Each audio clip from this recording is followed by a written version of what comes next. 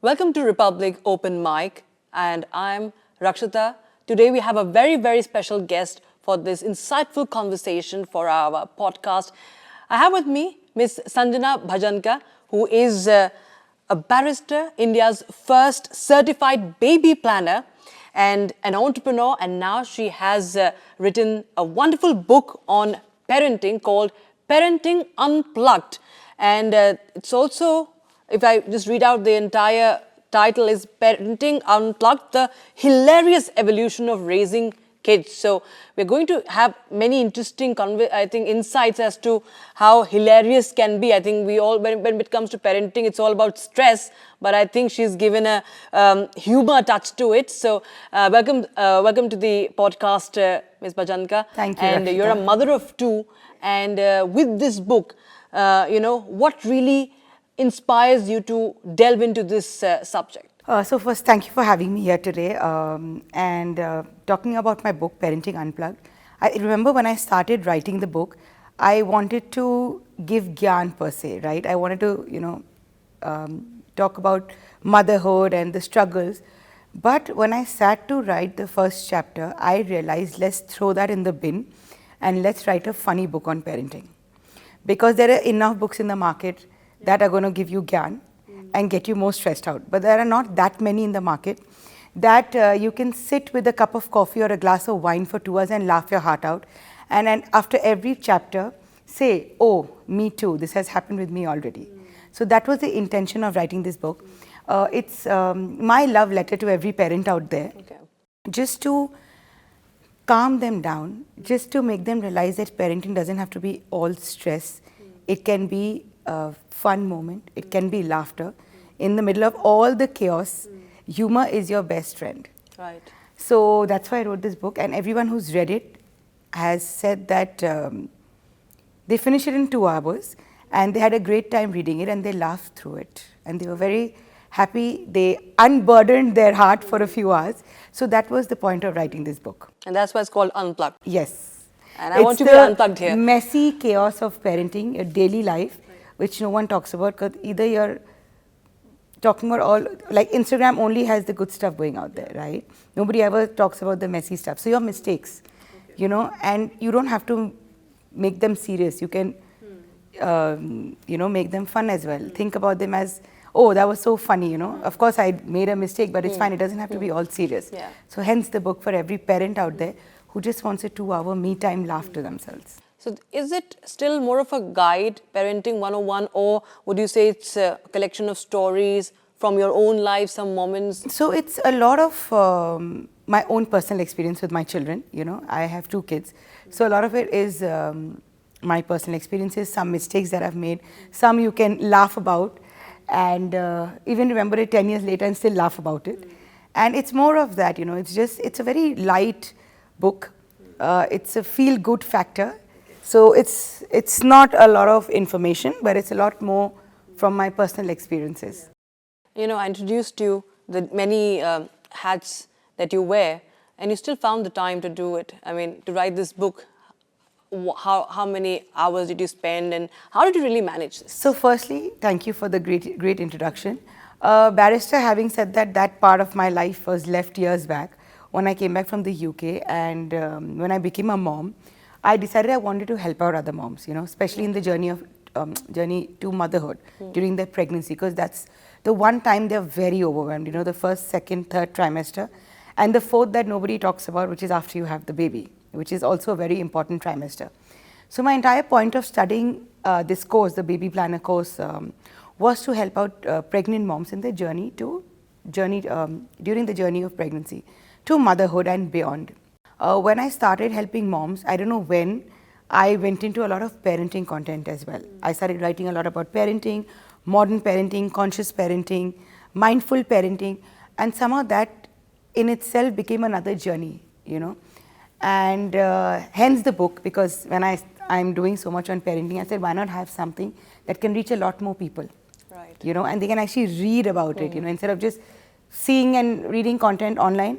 Have a book that you can keep and actually read and refer to, every time you want to go back and read it again. So that's how the book came. Having said it, it's very difficult to do so many things. I also run a brand called Casa Privé Wallpapers. We are a studio that specializes in bespoke, customized wallpapers for all spaces. Okay. So I do that as well. You can do everything. I would say women can do everything, but just not everything at one go. Yeah. So you can do it all. You can achieve a lot of things, but step by step, one at a time. You know, you can't get everything together. So I try, and here I am with everything that I do. That's wonderful. Let's talk about the evolution of parenting, because you've talked about the evolution of raising kids, how it has changed. Parenting back then, parenting, you know, of our parents, and parenting that is which very is now different. is different. If you could just share some understanding of that. You know, one of the biggest things I have seen a shift in parenting over the last decades is from control to connection. All right. It's one of the biggest shifts that I've seen. The older generation and the older generation, you know, they were more, I won't say control per se, like in a wrong and a bad way, but you know, they want to control everything the child did. Where the child went to study, the child's hobbies, what the child ate, where the kid would go for college, which subject the children would choose. You know how parents were that time, nahi doctor hi banna hai and lawyer hi More banna hai. idealism driven. Architecture hi karna hai, you know, you can't, like you suddenly can't just say I want to cook now from tomorrow and, you know, become a chef. Those things weren't very well taken by parents back then, you know. I want to become a photographer.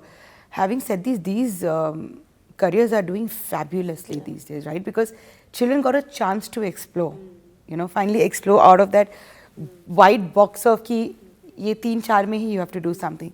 So I think that's been a very big shift from control to connection. Now parents who are more mindful and conscious, they are, you know, they focus a lot more on building the connection with their children.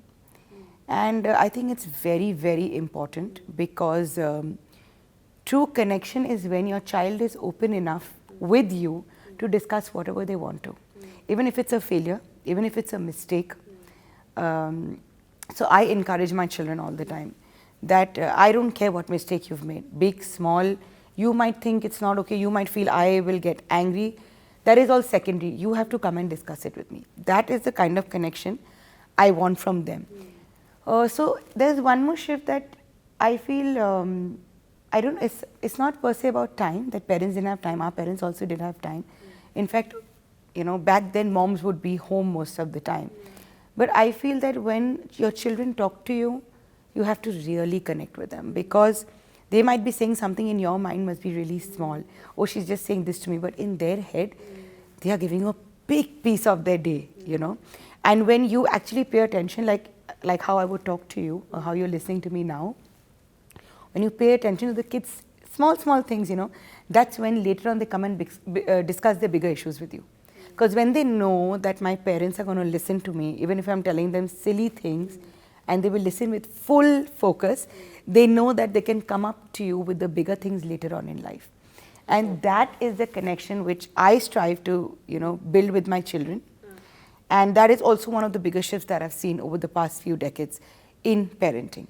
There were different kinds of pressure back then, but you feel that there's some pressure that still persist, or is it too much of pressure this time to be perfect, or maybe perfect as a parent? Too much. I think it's too much. That's another thing that has changed. Things are much easier, you know, 20-30 years. Social media wasn't there, which is the biggest, I would say one of the bigger reasons for the pressure today. You know, people display their lives in such a flowery manner. Everyone tends to compare and see. So basically you're raising children not anymore inside your house, on social media, which is one of the very big points when it comes to pressure. Schools, you know, have evolved. Education has evolved. Parents now, in a lot of cases, both parents go to work, you know. So it's not that one stays back home with the child. There are a lot of things that have changed. The pressure, I think, on being perfect has become a lot on parents. It's just, there's a lot more information today that was not there 20-30 years back, you know. And everybody wants to be perfect. But I would say more than perfect, more than trying to raise perfect children, or more than trying to be perfect yourself, I think children want your presence. Okay. Which people tend to forget in trying to raise perfect children or trying to be perfect themselves, you know. I feel like your presence is more important. I could be with my children for 6 hours a day, and out of that be on the phone for 5 hours in front of them, or be distracted with a thought of mine. But even if I'm giving them that 1 hour, full focus, phone aside, TV off, don't talk to anybody, focusing and playing with them, trust me, that 1 hour is more important than the 5 hours that you've spent with them. So I go by that mantra, to be honest. And if somebody cannot really balance, there's something called mom guilt that comes in. If you get me started on mom guilt, we'll be sitting here the whole day. What do I tell you? See, mom guilt it's universal, is inevitable. Yeah. The fact that I'm sitting here right now, my kids are back home, right? Somebody else is taking care of them. And I can sit and cry and feel plenty guilty. I did when I was taking the flight this morning. But what is that going to get me? I have come because I had work. Kids are being taken care at home. I'm trusting the caregivers that I have, whether it's my family, whether it's the staff. Mom guilt is always going to be there. Whether you give them their favorite chocolate, or you tell them you can't eat more cookies, or you say no for an ice cream, or you give the ice cream, or you send them to school when they're unwell, or you keep them home when they're okay. Anything is just going to give you guilt, If the child has fallen and gotten hurt also, you'll be guilty. If you're not spending enough time, you'll be guilty. If you're spending too much time, you'll be still guilty that you're not giving time at work or to your other family members. So I think mom guilt is always going to be there. It's been going through generations. It's always going to be there. What I would like to say here is that I think we should let go of it. It's not easy, and we all have it. We all have mom guilt, You need to learn to embrace it. Live with it, because it's something you can't do. It's in our DNA. It's in our DNA. That's how we've been brought up. It's just there in any female's DNA. And it's going to happen. I miss my children. There are days when I'm prioritizing work. I know I'm missing the school pickup and school drop-off, and I'm missing one of their two coming back home from school. But I know that something else needs priority that day. It's not that I'm not giving, I'm neglecting anything. You can't prioritize everything. You have to put an order of priority. So there are days that my children need me more. There are days that work needs me more. There are days that my parents might need me more. My husband, my in-laws, my extended family, You have to prioritize. We are always juggling balls in the air. Some of them fall some days, some don't. So guilt will be there. We all learn to live with it. I think if we just start taking the pressure off ourselves, we put too much pressure as moms that everything we have to do. The tiffin also has to be perfect, and the uniform also has to be perfect, and school timing, the car has to come on time, and tuition has to happen, and dinner has to be on the table on time, and no screen time today, and there's just too much pressure. And you need to go for basketball and cricket and art and dance and everything. Yeah. I think if we can just release the pressure a bit, the guilt automatically will come down. That's what I feel. Having said that, my guilt never goes. It's always there. But guilt is something mothers just live with. Fathers, I don't mean to be rude, but I have not seen too many fathers come and say, oh, I didn't spend time with the kids today, I'm so guilty. They'll just say, oh, I haven't seen them for 2 days, I think I should meet them now. So the guilt factor, it's not in their DNA, but it is in a woman's DNA. You will become a mother one day. Please let me know. Yes, absolutely. It is going to come automatically, Yes. This is one of the very big factors when moms are breastfeeding also. Yeah. The amount of trauma and anxiety that women get during postpartum, it is because of the pressure that, oh, you have to breastfeed, how can you not? So for moms not being able to, half herself, she's depressed, half because of her own thoughts, ki, oh my God, I'm supposed to feed, I'm not getting enough milk, or I'm not doing justice to my child. But if you're not getting, you're not getting. The formula is made for a reason. It might not be the healthiest option, but what are you going to kill yourself for it? So people have to just let this kind of pressure get away from them. And I think it's more to do with the society. The day we just forget saying, log kya kahenge, I think it's become much better now. Take ownership of the choices maybe, and not, the choices the people are not going to pay your bills. The people are not going to come look after your child when you're crying at 3 a.m. postpartum. If your child has fallen down or done badly or good in school, they are not going to come. They are the ones who are not going to come. So it's very easy to judge. It's very easy to point fingers. It's very easy to just come and say, oh no, I to fed for 2 years. You're not supposed to say those things. You're supposed to put yourself in the mom's position. So make her feel better and not more guilty about something she's not being able to do, which is okay. So guilt is there. We learn to embrace it. We learn to live with it. It doesn't go away. If you're asking me, does it go? It never goes away. On social media, there are a lot of talks about such topics. A lot now. And what do you feel that could be, what sort of choices can be made? Is it real? Is it authentic or not so authentic? How can we actually determine that? Social media, I think I said this a little earlier also. I genuinely feel people put up 80% of the good. Nobody wants to put up the mess. Nobody wants to put up their mistakes. Nobody's going to put up. Now people do a little bit, but somebody who's putting up their life there on social media. Like I make content on parenting, so I make a lot of content on parenting. It's not just I made good content. I make bad. There are a lot of learning and teachings that I also on mindful and conscious parenting. But I feel people who are putting all the good out there, they put so much of it. There is someone who's looking at it and feeling jealous or feeling bad about their lives. And you just need to realize two things. Expectation and comparison is both going to pull you down. Nobody else's life is your life. They might have problems that you don't have to deal with. You might have problems that they'd never know. Because I know and I'm sure of this. Every single human being on this planet Earth deals with this set of problems.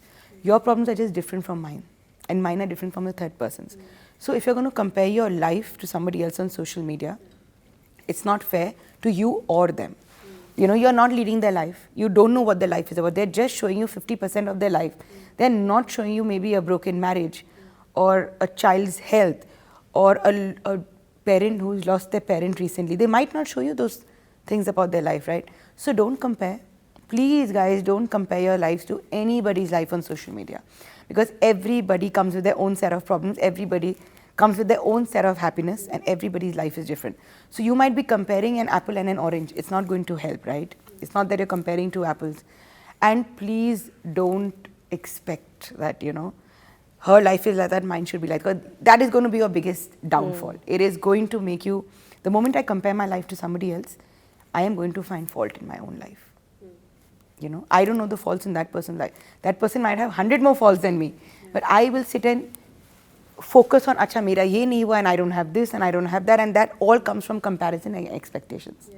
So, please scroll all night. Don't let it affect you. Switch it off. Scroll. See everybody's lives. Just don't let it get to you, and just remember that their grid is not your life. In your experience and in your observation, because you're a parent yourself, and what you've interacted with, you've studied the behavior, what's one advice you feel has been mostly ignored? Ignored, or what we should ignore? No, but that should ignore, of course, should not be ignored. Yeah. One very thing that I'll tell you, too much love spoils them. Okay. It is one advice I will never take, I will never give anybody. I know a lot of people live with this advice. Too much love cannot spoil your children. You're there to give them love. That is literally your only job, is to love them unconditionally. I'll tell you from my experience, not judging anybody. Yeah. I feel too much love cannot spoil the children. Okay, my mantra in life is to love my children so much that they cry, they're overwhelmed with my love. But I do that, right? But boundary is very important. You have to set boundaries. Love them unconditionally, but you have to set boundaries, and boundaries have to be set with kindness. It's a little confusing, but if you can be kind and set boundaries at the same time, half your issues will become okay. Because I feel, this is the mantra I live with. Kindness with boundaries. If I'm saying TV time is 2 hours, I'm telling you nicely, you respect what I'm saying. I'm giving you 2 hours, but at 2 hours, 1 minute, you have to put it up. Because I've said it, I'm not screaming at you.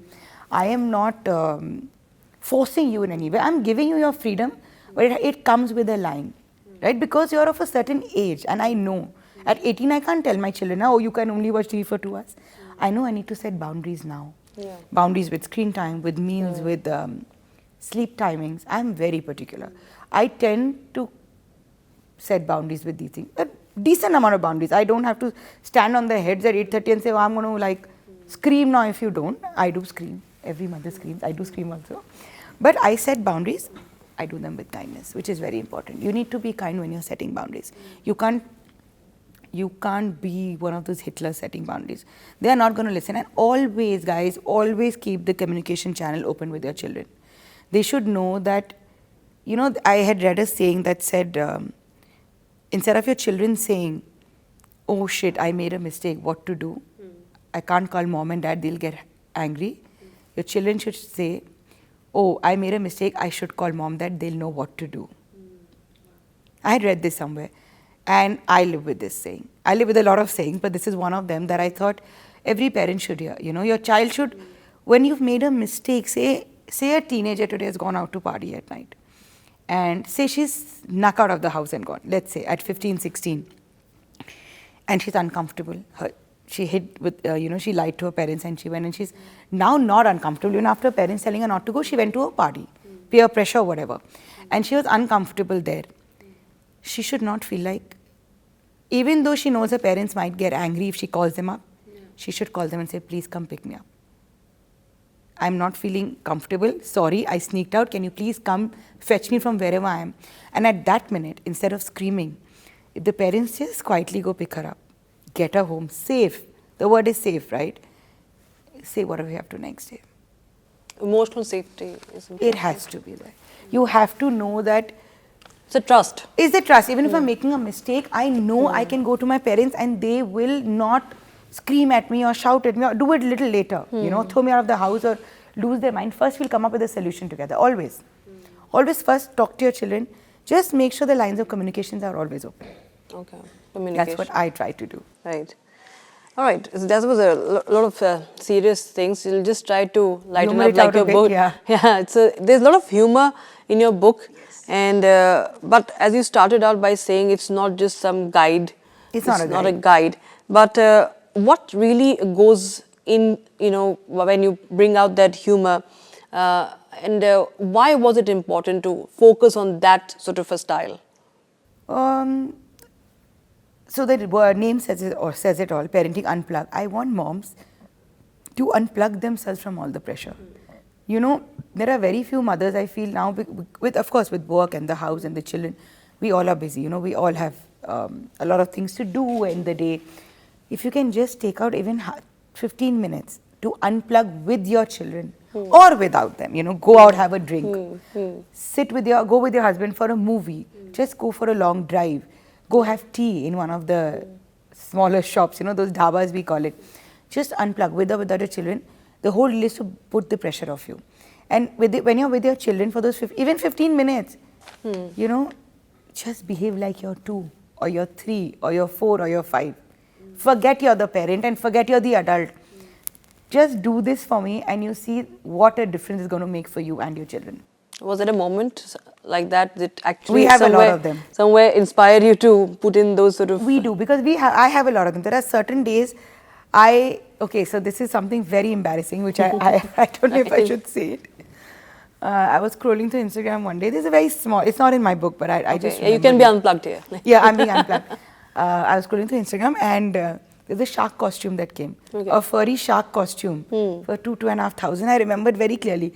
For someone my height or a little shorter than me, for the adult shark costume. Okay.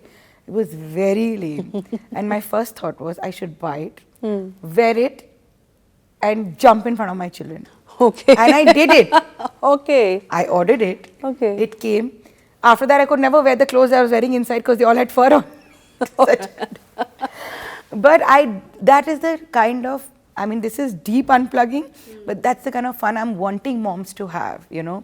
Not just sit and paint. I do that. I sit and paint, I sit and draw. I'm the very few moms who actually let the child play with slime all around the house. Okay. Because slime dirties everything. It doesn't come out of anything. I do it myself. I sit and make slime with them. We make slime bubbles in the house. So maybe, I don't know if it's right or wrong. People might judge me for it. I'm sure people do. I don't care. Because as long as I'm having fun, my children are just going to remember this. Trust me. Children don't remember their toys. Okay, we all remember. A lot of the toys we buy them, which car they sat in. Holidays they do remember because of memories that we make. Your fancy clothes, shoes, nothing they remember. Children just remember the memories that they made with their parents. And that's why holidays are very important, because you make one of your best memories on holidays.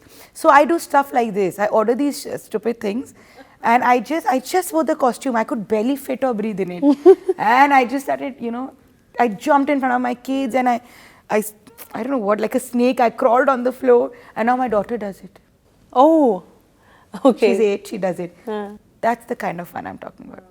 So once I just picked up sand, I made sand balls, and I threw it on my 2-year-old, and he did the same thing. I know I was dirtying the house. I know a lot of people won't like it, but he enjoyed for 10 minutes, and so did I. Yeah. And the house got cleaned. I mean, it's going to get cleaned. It's no big deal for me.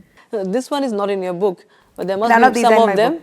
Some of them must be My there. mistakes are in the book. Okay. A lot of my mistakes are in the book. Are your kids aware of what My you've older written? one is, of course, she was the first one I told How about did she my react? book. So actually, the first page has a dedication to both my children, Kyra and Summer. Okay. So when she saw it, she was very overwhelmed. She did. She's my little doll. She was very overwhelmed, and once while I was writing, she was the only one aware of the book that time.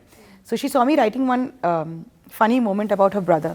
She said, "You're putting this in the book about Samu? He did this?" I said, "Yeah." "You did this with him?" I said, "Yeah." She was very thrilled. Like, she's very happy. Yeah. And she's very proud of me. Even at 8, she's very proud of me. She was the first one I told. She's the first one I gave my first copy to. Oh, She's the first one who saw my cover and approved. okay. I share that with her because I want her to share that with me when she grows up, So she's genuinely, how much ever an 8-year-old can be proud, she's proud of her mother. Wow. For this. So what I can make out is that you do bring in humor in your real life I do. as a mother also, and that's what we expect in your book as well. And you feel that this is something that can help in dealing with the stress of parents better. Just 2 hours. It might give them a different perspective on life, and honestly, I'm telling you, you give it to a mom, and I've had so many mothers who've read it message me that, after every chapter, I felt like that was me. And there was a friend of mine who told me, when we read the book, we felt like you're talking to us. It's how I communicate in my daily life as well. And there was another friend, she was on a flight, or she was on a train somewhere. She messaged me on Instagram saying, "Just read the nanny trap. It's called the nanny trap, the nanny chapter. Can't stop laughing." So I've had friends who've had, very sweet comments to make, and they've actually felt very light after reading the book. And I had a very sweet friend who said something very nice. I don't know if I should quote her. She said, "If you've read Mrs. Funny Bones, this is the next one you should read." Oh. So I'm sure she did it as a friend to make me feel nice, but yeah, it'll just light out your heart a little bit. Right. Now, talking of the challenges that come with modern day parenting, there is you talk about how do you manage the timing, the schedule of your children, and at the same time not becoming a dictator. Yeah. Like there is technology that is taking over. There is the problem of screen time. Even adults have it, and We all kids, have of it. course, they have it. But how can the parents help the kids? Help them get that escape or give them some free time and make them enjoy without also feeling guilty. I'm going to say something no parent is going to like. You need to reduce your own screen time. Nobody's going to like it. Today, if you come and tell me, I'm also not going to like it because I'm predominantly on Instagram also. Because of my work as well. But you have to consciously make the effort. So there are a lot of times I'm sitting, and I'm working on my phone. I know I'm working. I'm not doing anything else. But I'm feeling guilty that my children are sitting here. So then I set my own time that, okay, this is the time. When I'm around them, I'll try not to be on my phone that time. Okay. And if this is a saying which is, children absolutely copy what you do. They don't hear, they don't listen to you, but they copy what you do. They copy every move of yours. And that's how children learn today. I could be screaming all day, don't watch TV, don't watch TV, don't watch TV, but I'm sitting and watching TV myself. Firstly, that's not even fair. Yeah. Secondly, they mimic I have seen children, like my children behave like me. Okay. So I'll give you a very small example. I know I'm deviating from the screen time. I'll get back to it in a minute. Nice. But I'm going to give you a very small example of how children copy their parents, and their behavior especially. So I think once my daughter, she was 3 or 4, she spilled milk or water or something on the table. I can't remember. And she thought I would get angry. I didn't. I said, it's okay. We all make mistakes. It was by mistake you spilled it. We'll clean it up together. Or we'll get some Didi to clean it up. Whatever. We'll clean it up together. Just tell her. There was nothing. There was no anger on my face. There was no nothing. I was calm. I said, mistakes happen. Even I'd spill things. Let's clean it up together. Yeah. That's all I told her. She had dropped milk. I think the glass broke. I don't remember. Something happened. Now, there's a few years later, my son, he's 2 now. This was, I'm talking about now 1 year earlier. When he was 1, he was playing on the table. He dropped a glass of water. And I was sitting right there. And she looked at him and I didn't say anything. I was quiet. She looked at him and said, and he, you know, he was 1.5. He thought, he took a step back. She said, it's okay, Samu. Doesn't matter. We'll clean it up together. Oh. She did exactly what I did with her. Now you think about the other way around. Yeah. If I, when she was then, had spilled something or broken a glass, screamed at her, she would have screamed at her brother. Yes. What am I teaching her? What would have she taught him? It's a cycle.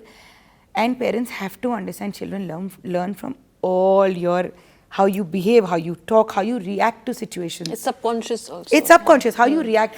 Today, if my staff has done something, and you know, I do tend to scream sometimes a lot, and then I just take a step back thinking, my kids are going to do the same thing.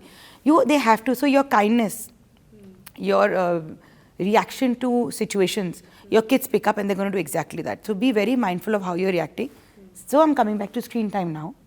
Same thing. So try to cut down your own screen time firstly. Secondly, please set boundaries with screen time. I know a lot of people might not like this. You have to set boundaries. It has to be timed. You have to oversee what your children are saying because you just don't know what comes up today. No free access to screen time till a certain age. Oversee it. Set boundaries with screen time. Seriously try and set boundaries. I fail half the time, but I set clear boundaries. And there is one big no in my house.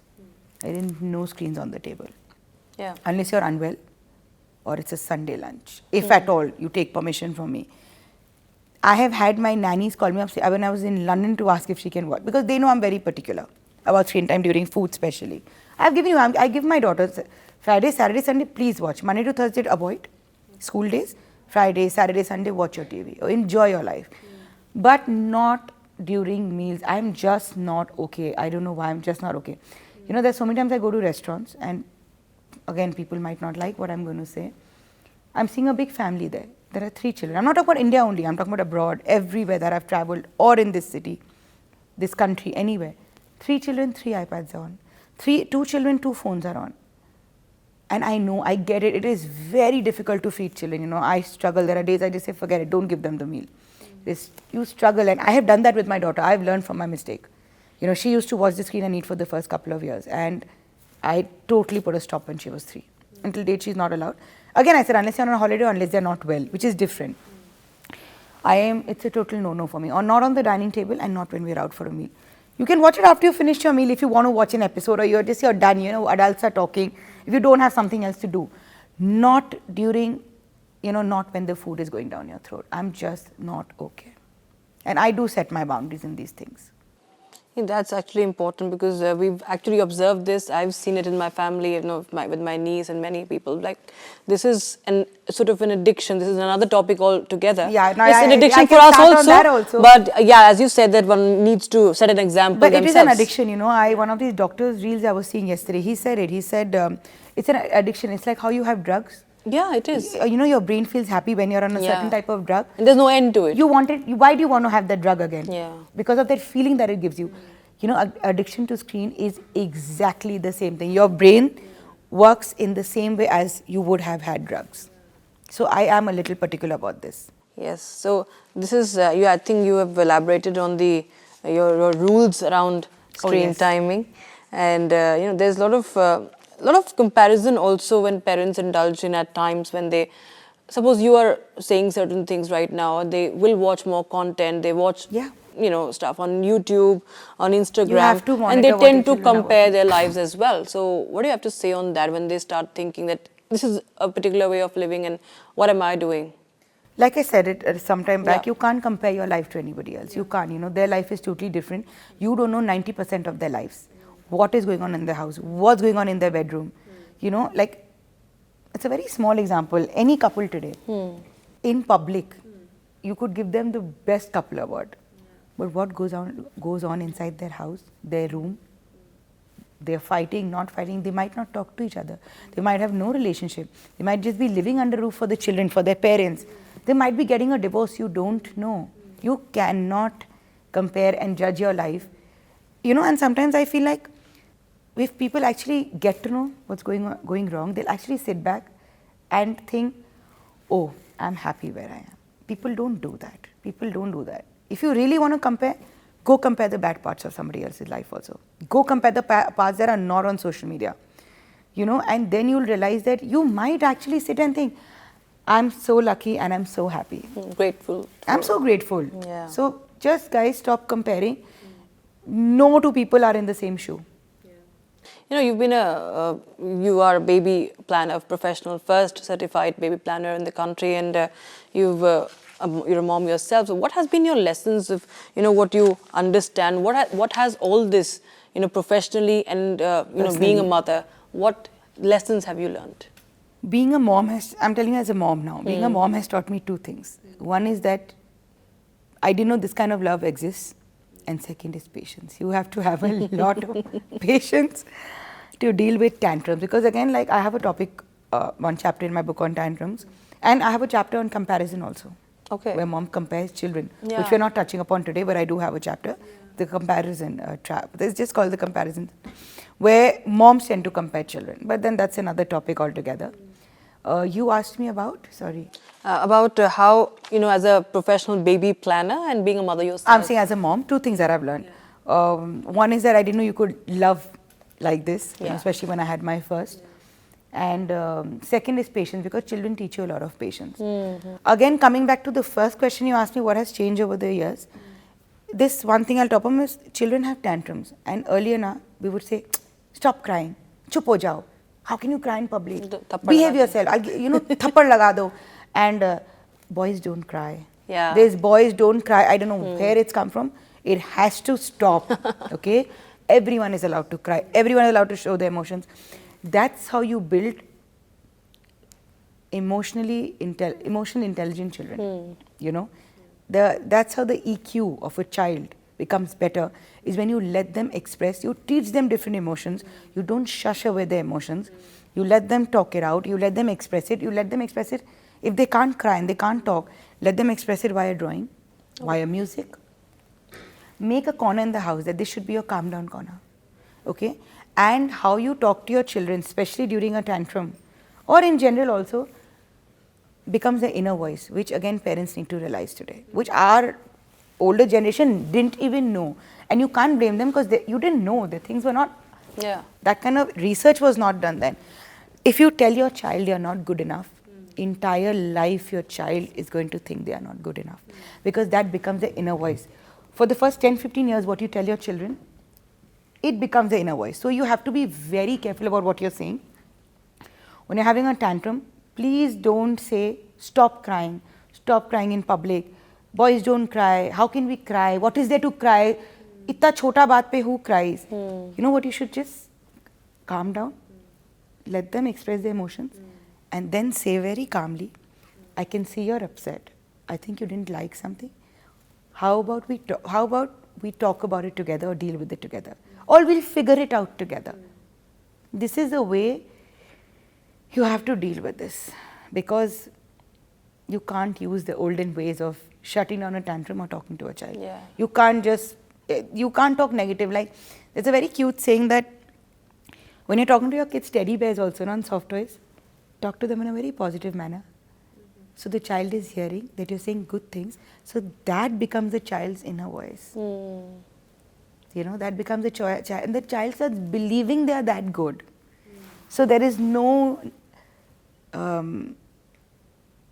what is the word, sorry. So they're not underconfident about themselves. They don't feel they're not good enough to do something. So that is very important. How you talk to your children in general and during a tantrum is very important. It becomes their inner voice, and that's what they believe about themselves, good or bad.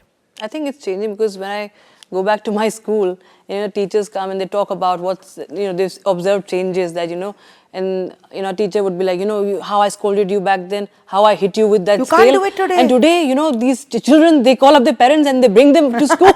Okay, that's also a little extreme. You shouldn't hit in general. Yeah. But it's I'm saying, the kind of, we never received that aggression as something, We didn't. We were like, oh, ma'am scolded us Yeah. today. It doesn't. But that's what I'm saying, because today if a child is constantly told, you're not good enough, why can't you finish your homework? And, the child is just going to think that she's or he is not worthy of anything, and that becomes their subconscious. That's, of course. And I have totally deviated from the question. No. I think this is a freewheeling conversation. It's about Unplugged. Your book is Unplugged. Unplugged. I'm going totally unplugged. This is open mic of Republic And I'm TV. sure I'm preparing you for motherhood.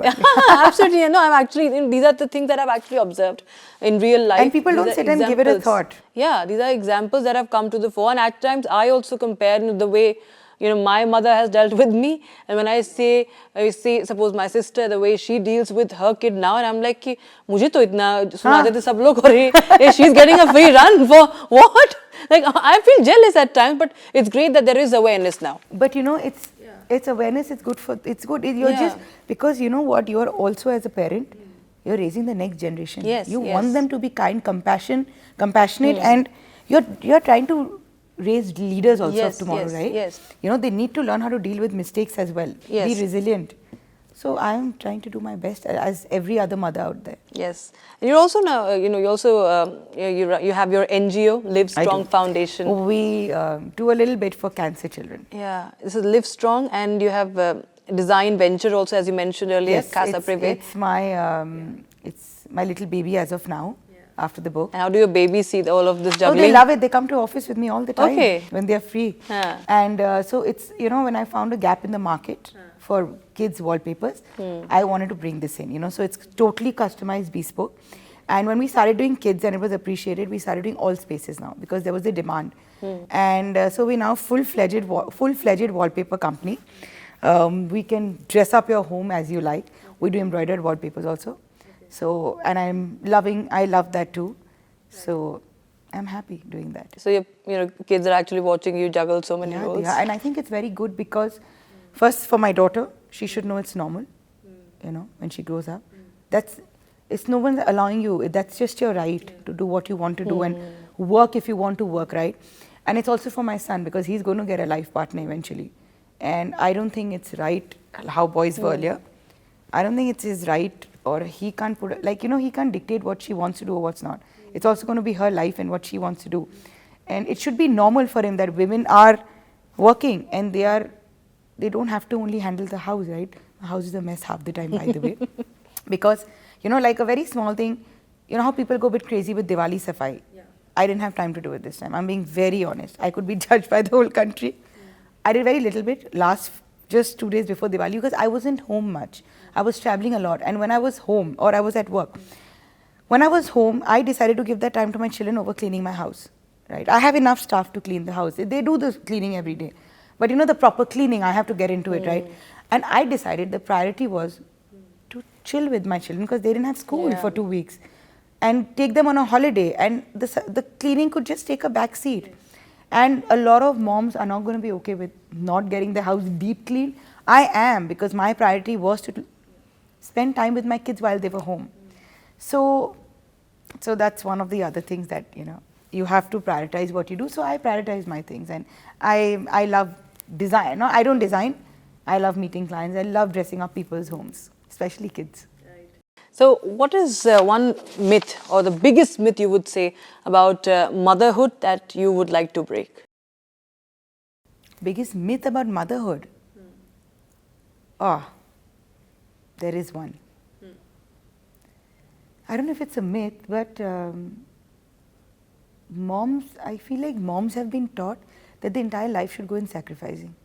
But why? I don't understand why. I'm not saying we don't.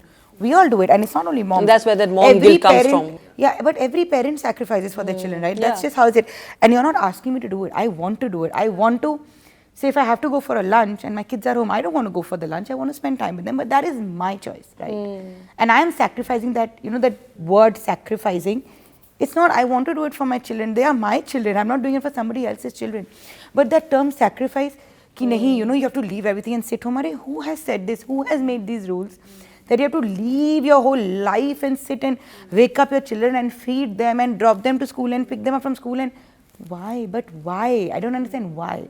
You can ask for help. You can hire help if you can, I'm saying. Otherwise, you can ask for help. You don't have to totally, grind yourself, because I have seen how mothers have, some moms, they had a career before children. They left it to look after their children, right? They must be having thriving careers that they left. That at some point will come out as resentment later. It will. It's human nature.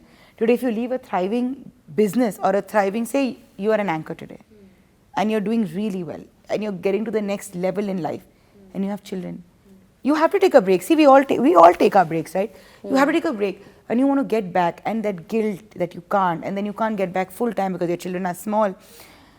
You're asked to leave everything and sit home. Why? Why do we have to have sacrifice? So I want to break this, that no one's asking anybody to sacrifice. It's everybody's choice. If you want to get back to work, make it happen. Make it happen. Get someone to look after the children for 2 hours a day. Start sending them to place, like a creche or wherever you can get 3-4 hours. Start with 2 hours a day. Who's asking you to go to work for 8 hours? But do what you want to do. This is one of the biggest myths. Not as a mom, as a woman, I'm trying to break. Okay. Of course, mom, but women in general are just get married, sacrifice. Have children, sacrifice. Why? Why? Then have the second. Oh, then what will you go back to work when you're already 40? But why? Just do what you want to do, guys. Just do it. Just remember, I feel that children thrive more in a house where parents are happy than unhappy parents. So I rather have my children see me happy in doing work. Of course, we all are unhappy at some point in our life. We all cry. Yes. My kids see me cry when I'm upset. When I'm not okay, when I've made a mistake, they see me like that. Which is also good. Your children should see you making mistakes. But I think we should just let go of this sacrifice. Nobody is sacrificing. Just live your life how you want to. We all sacrifice for our children. Don't overdo it. If you want to work, you want to travel, get back to it. Do what makes you happy, because you have one life and your children are seeing that life and observing that life. So we'll just quickly wrap this up with a rapid fire. Oh, we've gone a good 45 minutes. So this is a rapid fire round. So quick answers. One parenting rule you never follow. My children, my rules. I follow that. I don't listen to anybody. Okay. So I don't follow. If you're giving me a gyan, I'm not going to follow it. It is my gut. Unless I think you're right, I'm not going to follow it. It is my gut, and I might say yes that time. I will do what I want to do with my kids. And one moment with your kids that always makes you smile. Like I said, when I'm a kid with them. It's my favorite time. And holidays are our favorite time together. One thing that your children have taught you. Patience. And just complete this sentence. Parenting is powerful.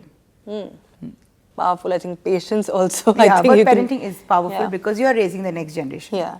And finally, who do you hope that your readers take away? What should they really take away from your book? From my book? To unplug yourself. Right. From all the chaos show that and all the mess in the world. Right. Just unplug yourself and be happy. So that is the book, Parenting Unplugged. It has humor, not just gyan, plain vanilla gyan. It is, I think, and listening to this conversation, I hope that all our viewers could actually catch a sense of what to expect in here. And that was really an insightful conversation. Thank you so much, Sanjana Bhajanka, for having me here today. And I loved it. We too loved it, and I hope that our viewers go on and read your book as well. Thank you so much. Thank you so much.